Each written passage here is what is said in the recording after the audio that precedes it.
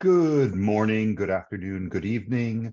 I see everybody is starting to join, so we are just going to hang out, let folks join, and you know, you can take a look at Simon and me. It's always a fun activity to look at both of us. In the meantime, for those of you who are joining, thank you so much for joining us for avoiding common errors in CLM implementation, strategies for success. We are excited to dive into the discussion today. I'm very excited. I know Simon has been bouncing in his chair for the past 30 minutes while we've been preparing, but we are going to give it another 30 minutes or so, 30 seconds or so, maybe a minute or two, so that people can continue to join. I will go through some pre-webinar items and exciting notes before we start. And hopefully we don't scare you too much and you have a great time. So in the meantime, just give it a few minutes. We will be back in 60 seconds.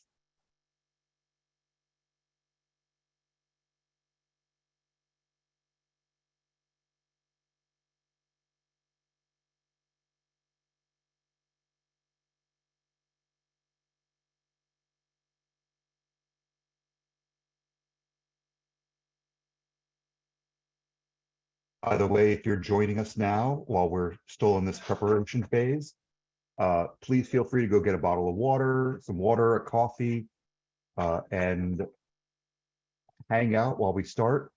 If you are dialing in, we will go through the slides. However, I will recommend that afterwards you'll get an email with a copy of the slideshow and an ability to watch it again later if you'd like. We do not read every word on the slides. If you do need something read aloud to you, please make sure to put a comment or put a note into the Q&A, and will be more than happy to read something out loud. But one of our big points is that we know that slides are there for help, but you're here to learn and not just have us read what's on the screen for you. So I'll give a couple more moments and we will get started.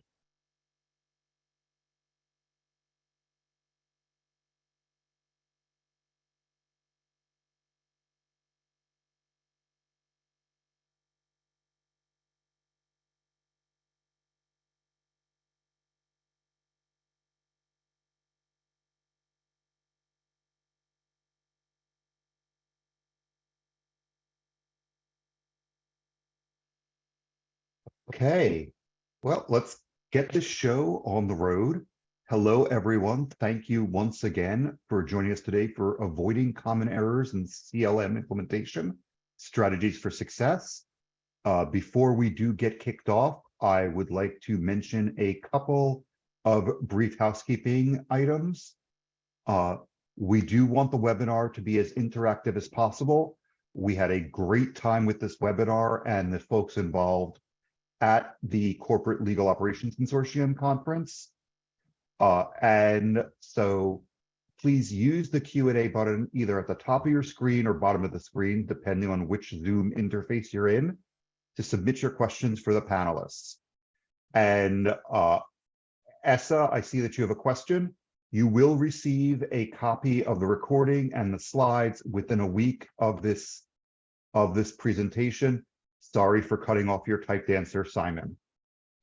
So with that, I think we can get started. Really excited to be here. So first, Simon, why don't you introduce yourself? Sure, happy to. Thanks, Jerry. So hello, folks. Good afternoon, good morning, good evening, wherever you may be. So Simon McCarthy, I'm our VP of Enterprise Transformation here at ContractPodAi. I've been in the contract lifecycle management space now for about 13 years. That journey actually started as a customer. I was implementing CLM myself into a business unit before ultimately joining the vendor space. Over that course of that journey, I've probably implemented CLM now about 120 times. So I've seen a good idea of what works well. And I guess some of the things we're going to be talking about today, which are the things that perhaps should be avoided or don't work so well. I also ran KPMG's contract lifecycle management practice for a period of time as well. So looking forward to talking to you today.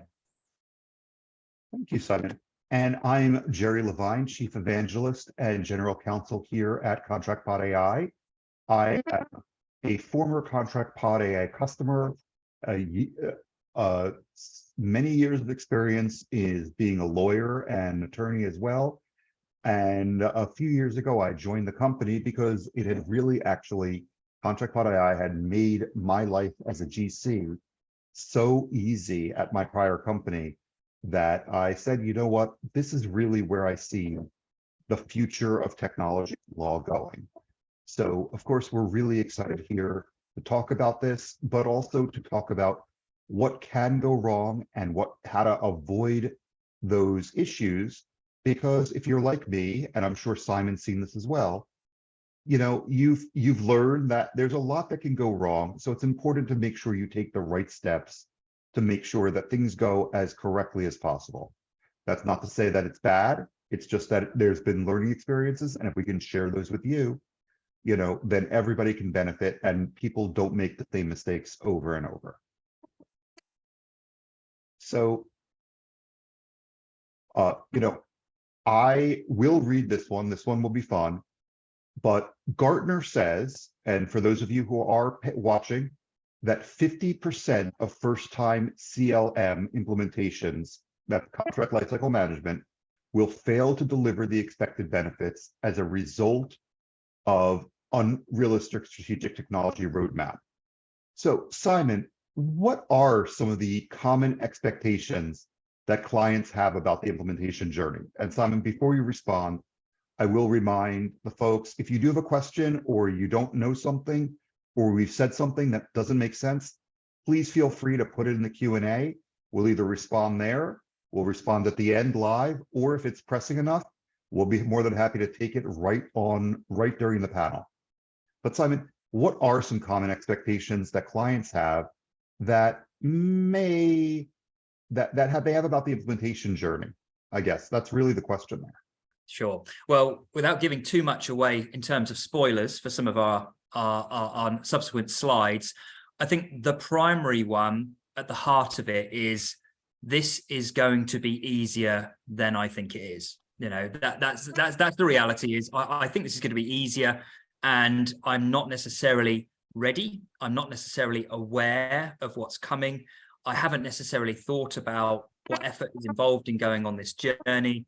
And this has got to be, you know, it's cutting edge technology. So it's got to be as simple as downloading an app on my phone and getting up and running, right? I can be up and running really, really quickly.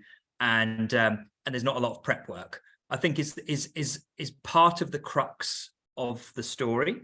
And I think that has been embellished over the years, historically, by vendors who have made or doubled down on that messaging along the way to say, this is super, super simple. You really don't have to worry. And then everybody has these cool, calm expectations about what they're walking into. And then as soon as the implementation starts, the reality is very different. You know, you said something interesting there. So one thing that it sounds like folks should keep in mind during this is that, you know, there's different types of software, that there's different types of solutions. You've got some solutions that are extremely, extremely simple, where the onboarding is like that of a mobile app where you don't have to do much. And then you've got these bespoke, completely customizable solutions on the other hand, but it's those middle ground that seem to trip people up. And the fact is I would say that most business applications are in that middle ground. You don't just pick them up on day one and go, I can use this with no training. Is that, or no preparation? It's more that you have to know what you're getting into. Am I getting that right? You're absolutely right, Jerry. And I think there's no one size fits all when it comes to CLM either. And I think there's a desire to gravitate beyond some of the base capabilities and immediately advance into the shiny new toys that come along with CLM. And I'm sure as we go through today, we're going to talk a little bit about some of those things, the Gen AI craze, etc. But really thinking about what do I need on day one? I'm typically moving from a world where I don't have anything and my digital transformation journey is just beginning. So thinking about what do I actually need on day one to be up and running? The basics, like I need a repository. I need something that's searchable, indexable. I can store stuff. Rather than thinking about, I want to fully transform my business overnight by embracing all of these advanced capabilities, which will take time and obviously comes with enhanced change management. And I think it's understanding, what does the start of the journey look like? What's enough on day one? But it's also acknowledging that sometimes I might need those advanced capabilities, sometimes I don't. And it's about right sizing the fit for you so that you ultimately end up with the right product to meet your needs. So do you, Simon, not just based on your experience, the reason why these fail, or Gartner sees them failing about 50% of the time, is that just unrealistic expectations, unrealistic sales, or a combination of a miscommunication, or is it more just a preparation issue?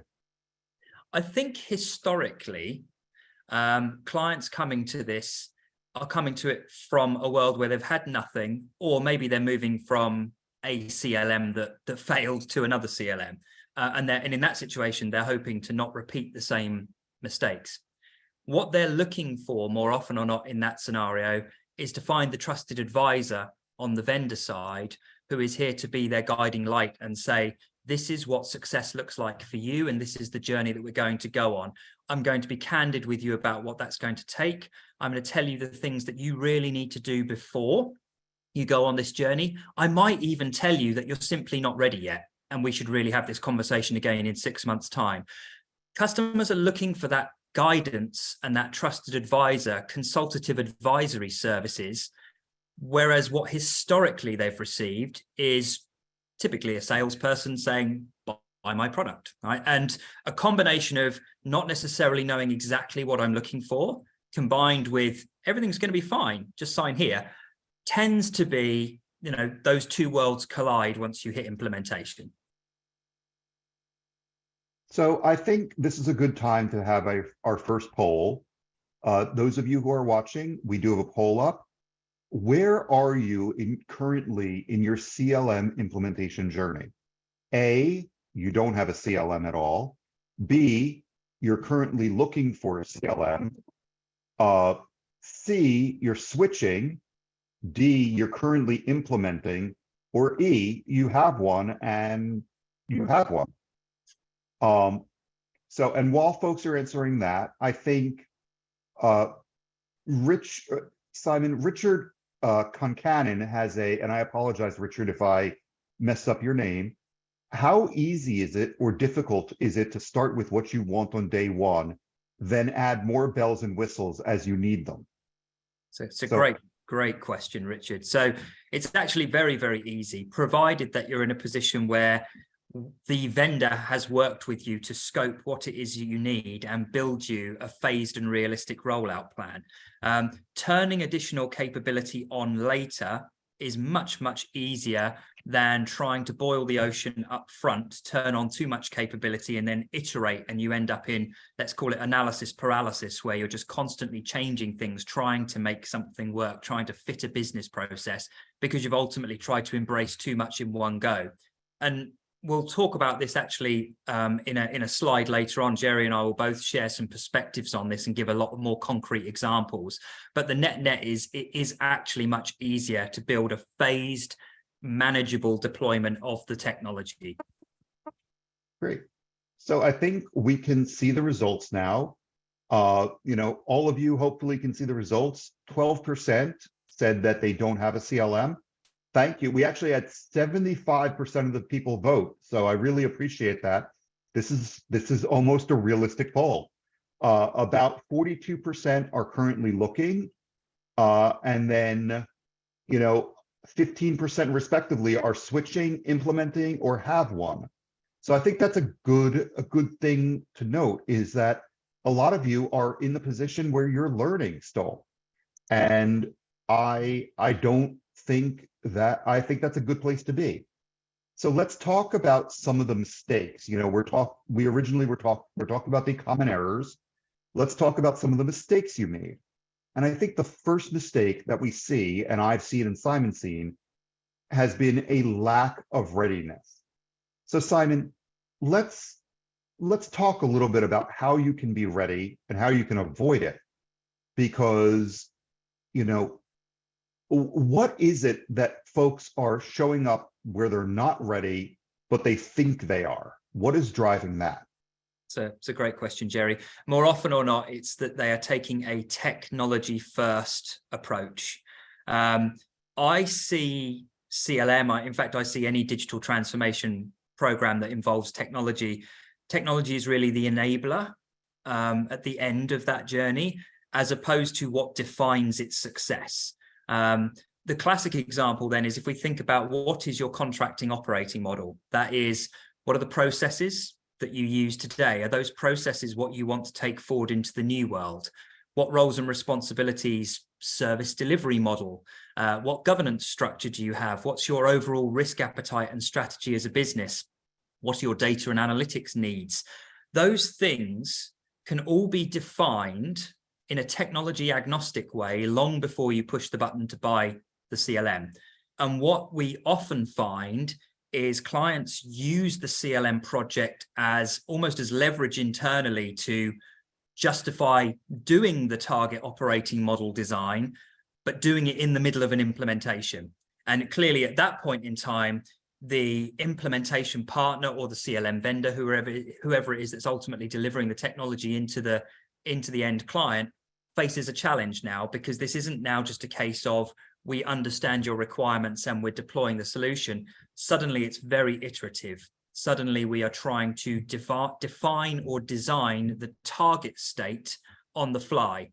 Now, the counter argument to that from the client's perspective is, well, I'm buying this tech and clearly it works in a certain way. So surely I have to a certain extent, pigeonhole my target operating model into the way that your product works. To a certain extent, because clearly each product will work in a certain way. But broadly speaking, coming to the table, having defined those things, having defined your contracting taxonomy. What do I mean by that? I mean your contract categories, buy side, sell side, your contract types, your master data requirements.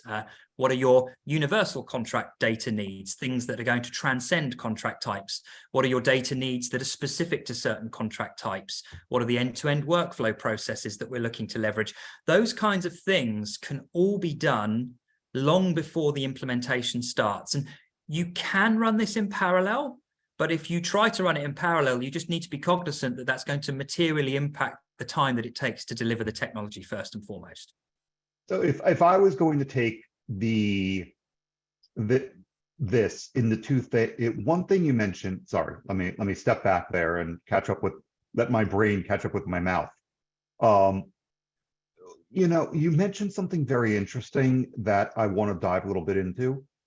We know, as we're here at ContractPod, we know that not every CLM is the same. And, I always point out, it's a very friendly, cordial community of legal technology people.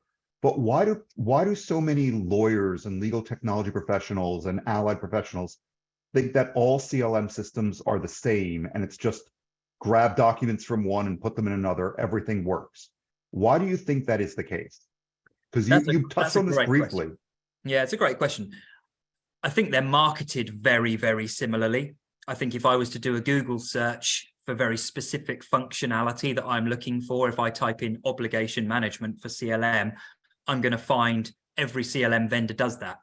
But the way in which every CLM vendor does that could be dramatically different. And I think this will come on to one of the points that we discuss in one of the subsequent mistakes, which is when you're vetting products, really get under the covers of what it is that you're looking for and make sure you see it. Because more often or not, what happens is you might get through the demo and you look at your scorecard and you say, oh, I didn't see the obligation management. Do you do obligation management? Yes, we do. Tick. No. The analogy I have there is if I'm going into the car garage and I'm looking to buy a coupe, if I walk in and the salesperson says, well, here's a truck, I know it's not the same thing, but take my word for it. You're going to get exactly the same experience. I'm going to say, no, thanks. I'll come back when you can show me the coupe. And so I think there's a lot of marketing and a lot of messaging and a lot of terminology that is used that is first and foremost interchangeable between vendors, but is also open to interpretation by the buyer. So if you basically, this is for those of you who don't know, before Simon heard about my experience yesterday, I took my car to the shop, and it's there for a couple of nights because the console that displays the speed is broken, and they gave me the choice between the same model car as a loaner or a Miata, a Mazda Miata. And I really, really wanted the Miata, but I know I wouldn't be able to fit anything in it for the next week. On the other hand, I would not be here because I'd be driving with my top down throughout everywhere. So I think there is, you have to decide, you do have to be aware of the differences between the vehicle you choose for CLM. And Simon, one other question that I have about readiness today is what's the first thing that you think anyone should do, bar none, across the board? We know that there's no perfect solution, but what would you think is the top thing to do before looking for a CLM when you're getting started? Great question. I think it's a current state assessment, and by that I mean a really detailed and thorough one. More often or not, clients go through the exercise of gathering requirements, and they create RFP documents and they create lists of functional requirements. In fact, I don't remember the last time I saw an RFP that really articulated the pain points across the organization. What I tend to see every single time is a feature list. And I think a current state assessment allows you to truly uncover where is there pain in my current operating model? Where are things broken and what presents an opportunity for improvement? And that, to my point earlier about the tech agnostic operating model, you might uncover through that there are a bunch of things that you can do through improvements in your internal policies and procedures, in simplification of your current approval process, changing your processes dramatically. Those are things that could materially impact the pain that you experience today before you've even thought about solving anything or enabling this through technology. So doing that detailed discovery around what is my current pain and what opportunities does this present to me, that's critical because it lays the foundations to what your real needs are. It also lays the foundations to the business case around this initiative. Can I justify it? What do I expect the time savings and cost savings to be? So I think current state assessment is absolutely the best place to start. What I would also say, putting my sort of former Big Four hat on, is that's something that you may not be able or willing to conduct yourself. You might not have the resources internally to do that. So bringing in external advisory partners to be able to conduct that. It may only be a 4 to 6 week program of work, but to get out of that a true independent summary of where you are on the contracting maturity scale and where you think you might want to be in the future. And just on that maturity piece, if you're gauging on a scale of 1 to 5 and you're currently a 1, but you want to be a 5, go into that knowing that that is a journey. And that buying CLM tech is not going to immediately jump you from a 1 to a 5. There's an awful lot that needs to happen in between that. Well, it sounds like there's one of the other mistakes that you might make is underestimating the work to roll out a CLM. What a great segue, Jerry. Thank you, Jen. There we go. So we know, based on what we just talked about, a mistake number one is that it's not just a technological solution, it's a people and human and business solution. And one thing that we've learned here at ContractPodAi is contract lifecycle management interfaces for almost all of our customers. It's not just a legal solution or procurement solution. It's a completely interactive with the rest of the organization. So, what is, on this slide, we see the CLM system, being cross-functional, interacting with customer relationship management, human resources management, enterprise resource planning, supply chain management. You know, how does that work? You know, what's realistic here? If I came to you today as a customer and said, how long is this going to take? Is the answer going to be a week? Is it going to be 6 years? Or is it going to be, hey, well, let's figure this out, because every organization is different? And I probably just gave you all the answers, but You did. yeah. So what do you think? How does that go? I think it's definitely a case of each organization is different, but what it's also needs to acknowledge is that regardless of whether those of you on this call are from smaller mid-market organizations with maybe relatively nimble legal teams, or whether you are large enterprises with huge procurement functions and thousands of salespeople, whatever it might be, it typically means that integration, in order to truly realize the benefits of the CLM, is a primary driver. There's lots of tech that you can buy that doesn't need to be integrated to fully realize the benefits. And I think with CLM, I see it almost as the transactional core or the glue that holds together your enterprise business, because ultimately every single contract that flows through the business needs to touch these other transactional systems in some way. And so clearly, sometimes smaller clients will come to us and say, well, I don't have a procurement platform. It's absolutely fine. You don't need to have one.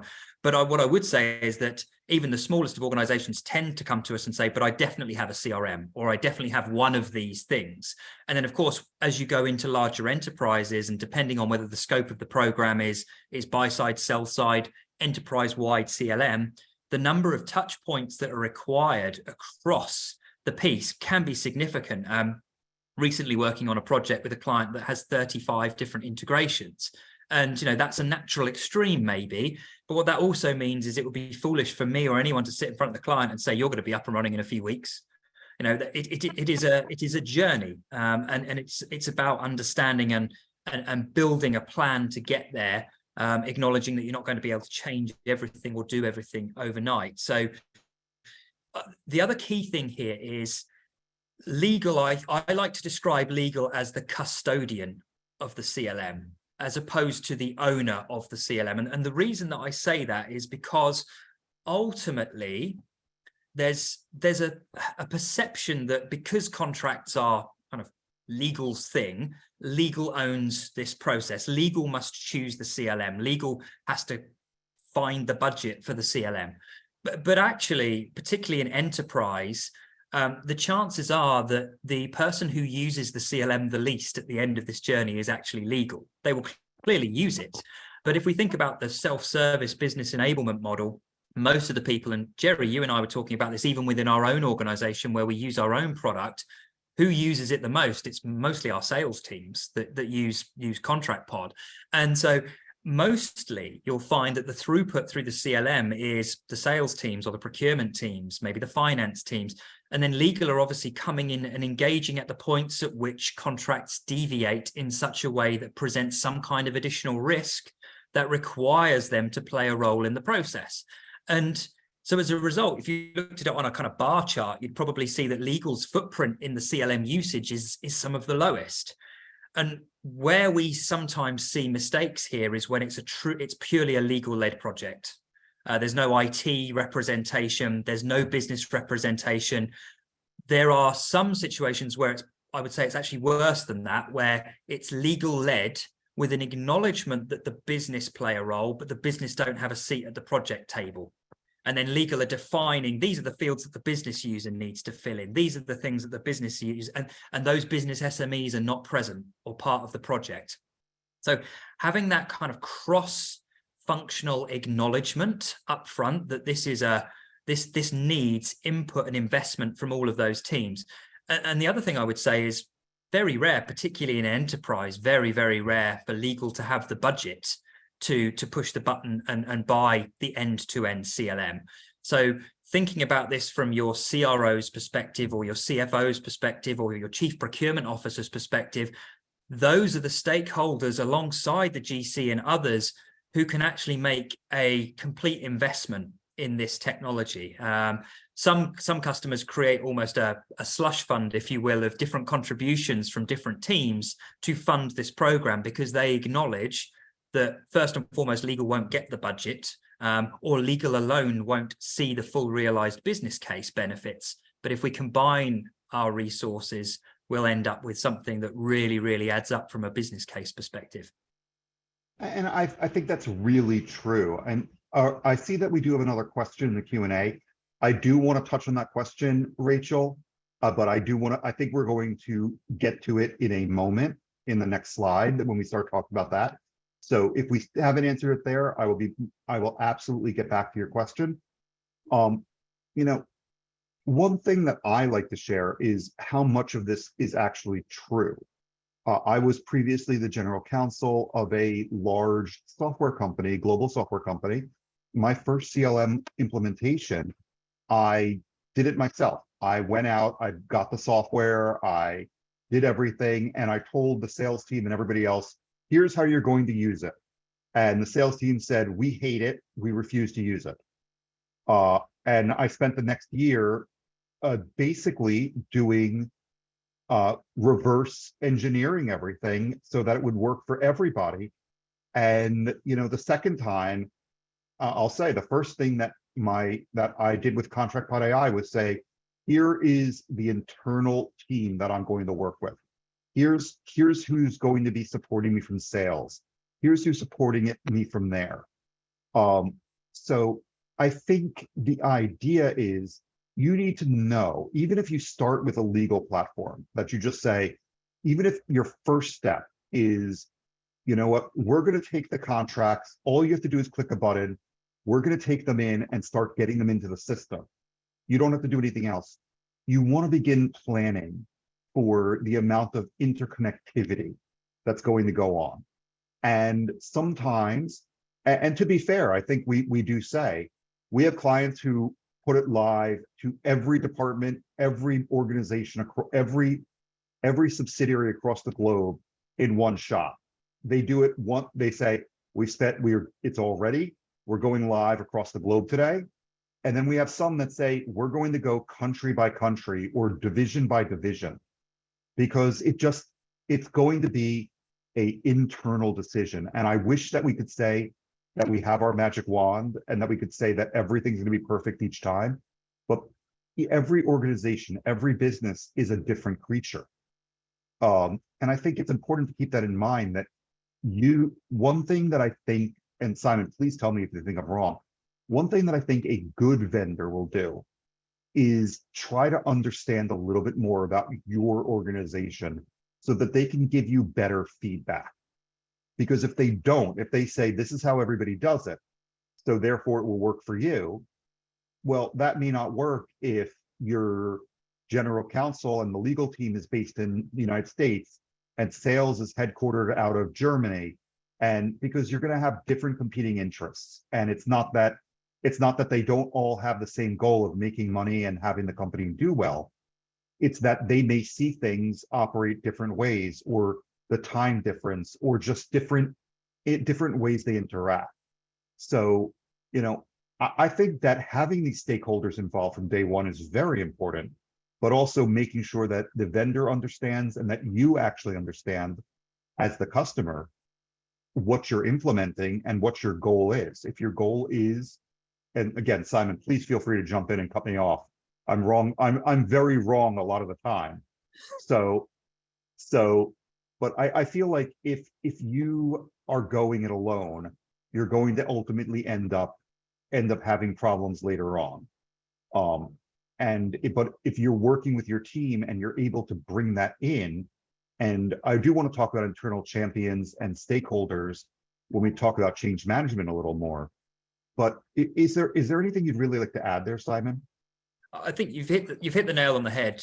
Where I've seen challenges is where the project is significantly under-resourced from the beginning, because it's similar to how you ran your first project, right? You're wearing the GC hat, you're wearing the project manager's hat, you're standardizing all of your templates, you're making design decisions on behalf of the business.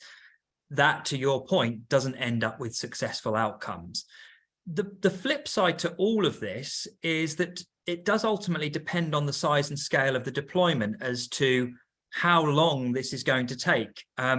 Vendors often talk about you can be up and running in weeks or months, and you truly can. But what you have to take from that is that you're up and running with something. And that could be your phase one, your MVP. Vendors, we don't like words like pilot and POC. We want you to be straight into the value. But the truth is, having something stress tested upfront, simple, deployable, quick, rapid, quick wins.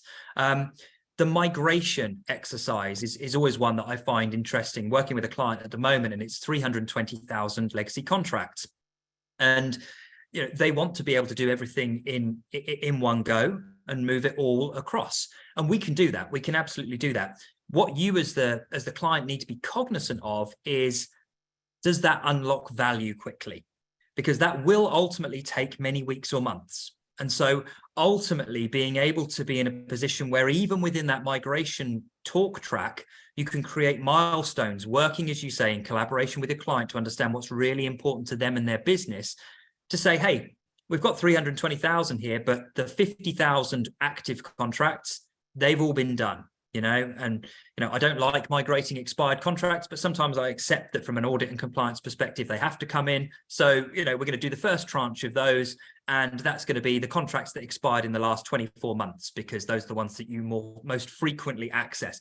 But you build a plan to get them the value in incremental bite-sized chunks, rather than we're migrating, we'll let you know in 6 months when it's done. Because that also creates a lot of nervousness and trepidation in the business, particularly if you, the client, having to report up to your senior stakeholders to say, how's it going? Still migrating.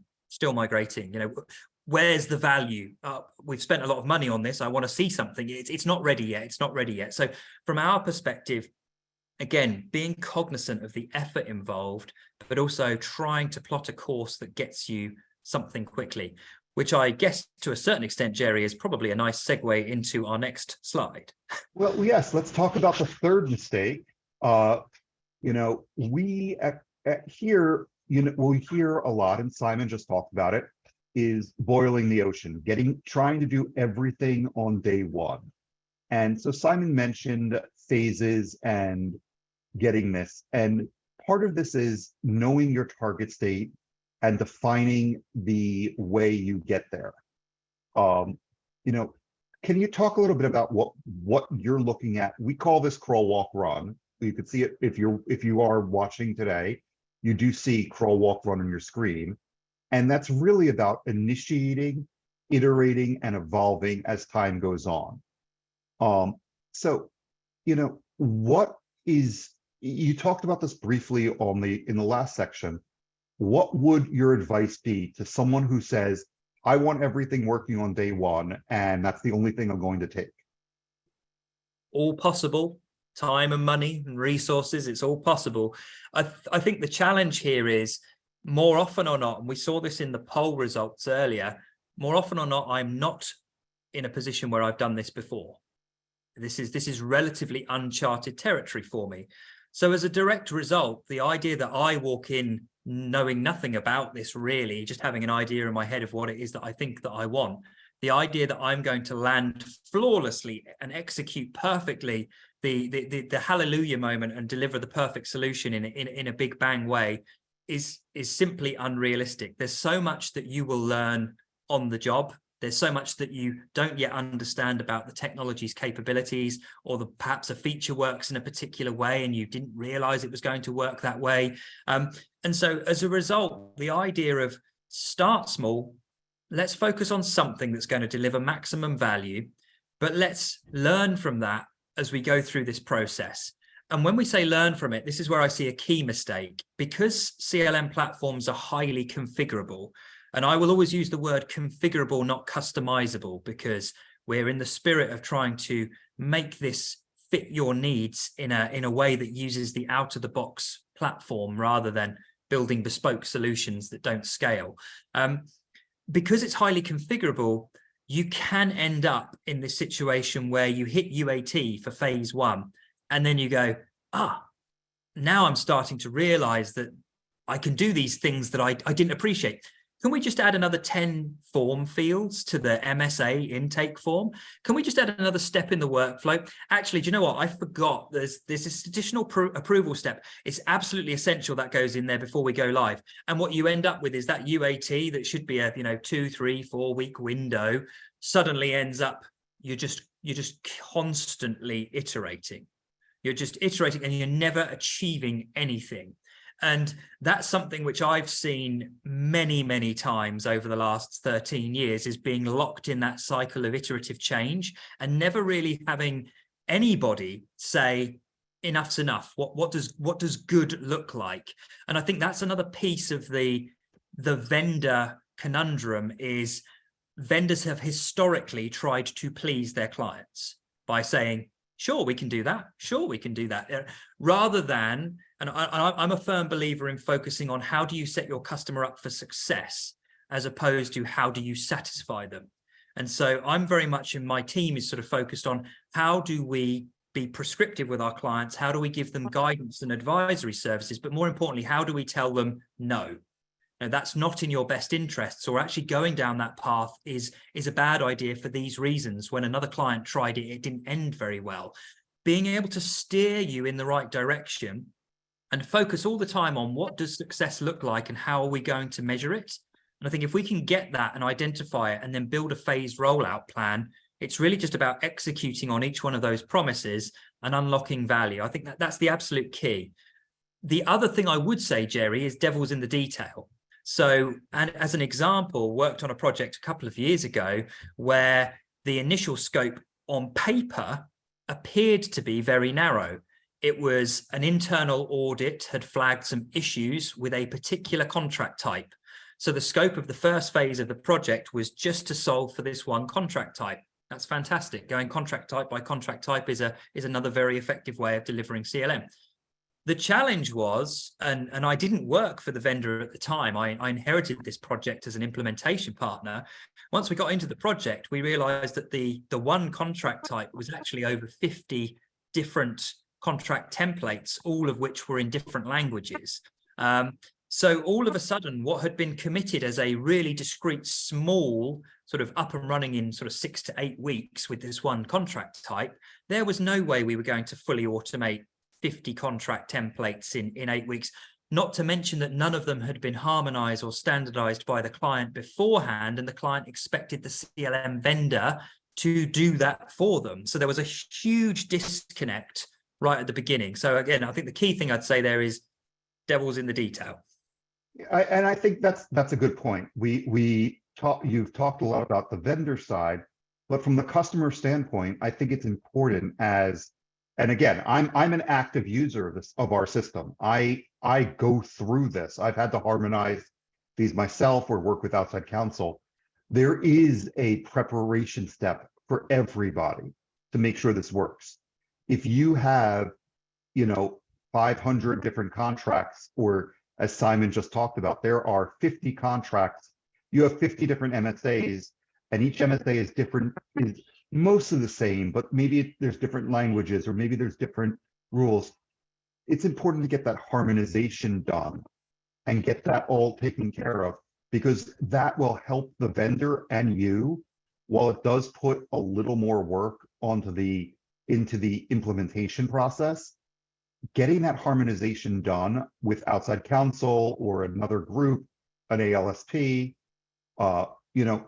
ALSP, alternative legal service provider, getting that done really does make everything go smoother, because you're suddenly able to get more insight throughout the entire organization.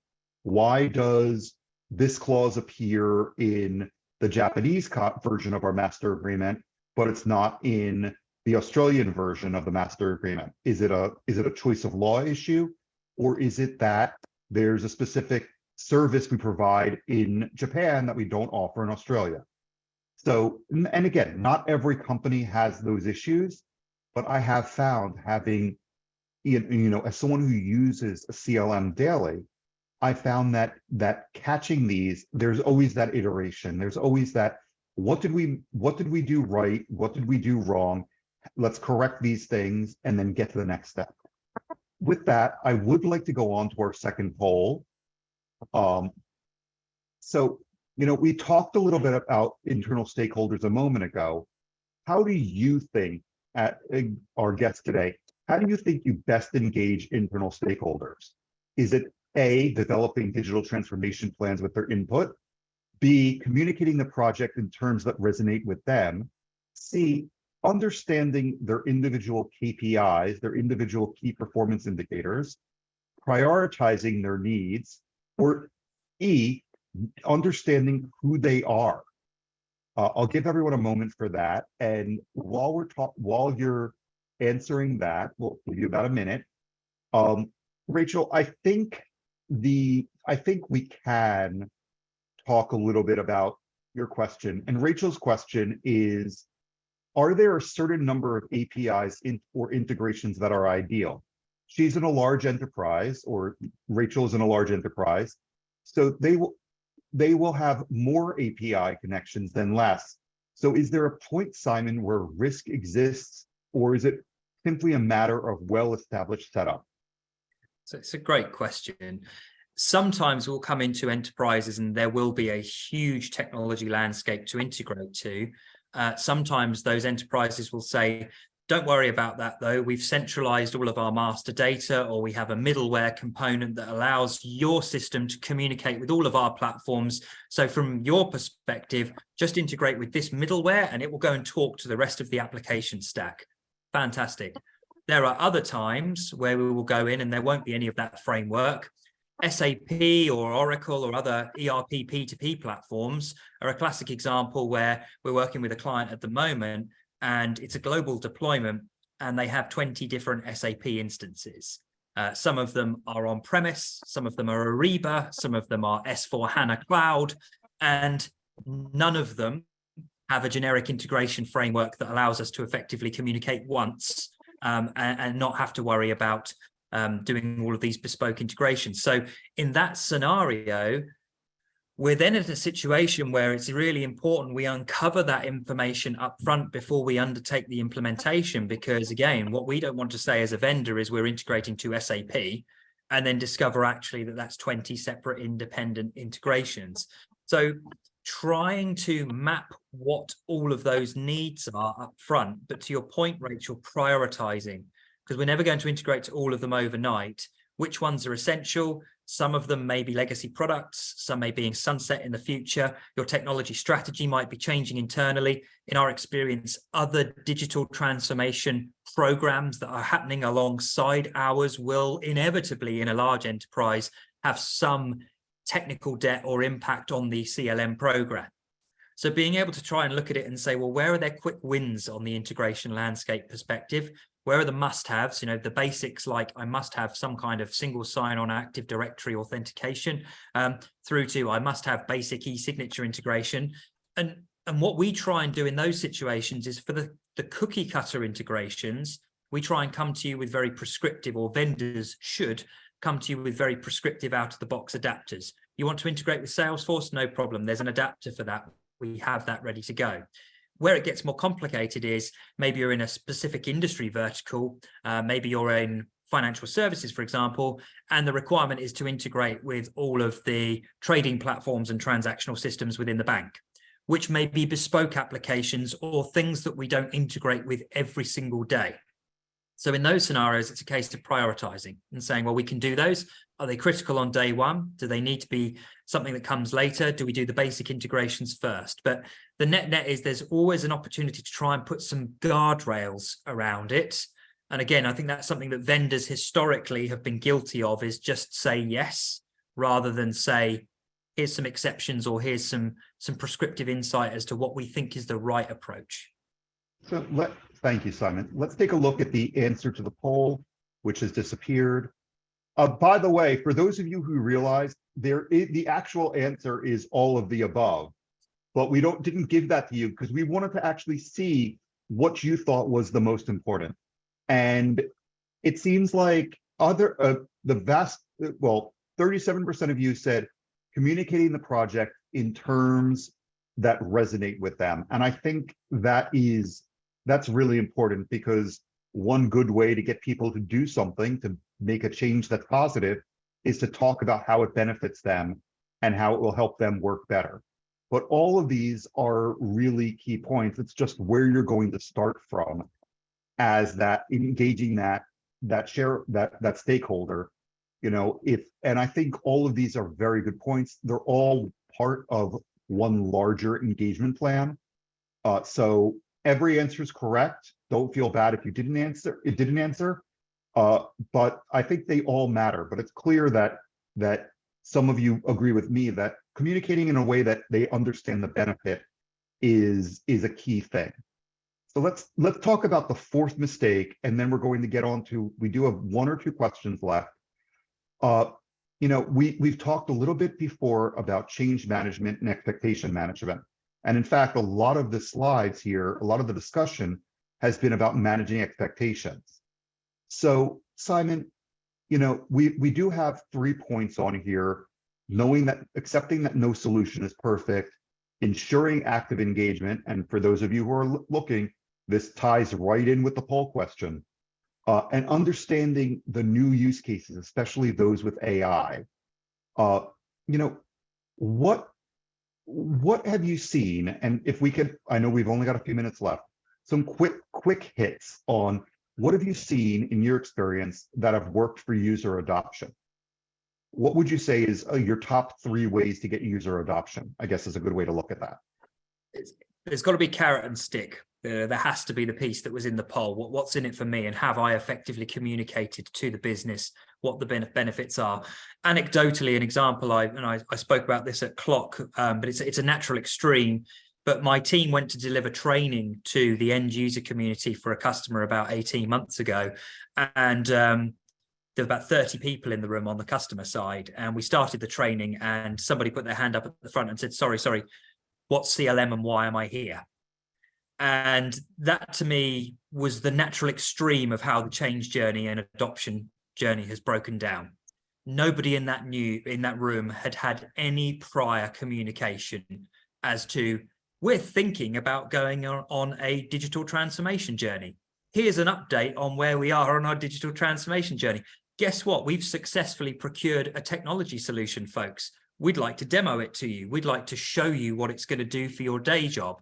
All of those things that happen way before end user training on an implementation, none of those things had happened. And I think if there was one thing I would say, you must over and effectively communicate the benefits throughout this program, and you have to be really creative about how you do that. We have a client, I always love meeting this particular client, because when we come on the webcam, his background is try the new CLM. And it's, and we love it because he's talking about, how do I get the message out there in more creative ways to my business users about this transformation program. He says, I've got a digital marketing campaign. If I walk in the office, there's a big banner on the wall saying, have you tried the new CLM? And there's something on the SharePoint about it. He says, but I've got to find more creative ways of really emphasizing what this change journey is about. And he just happens to use his backdrop on his Teams.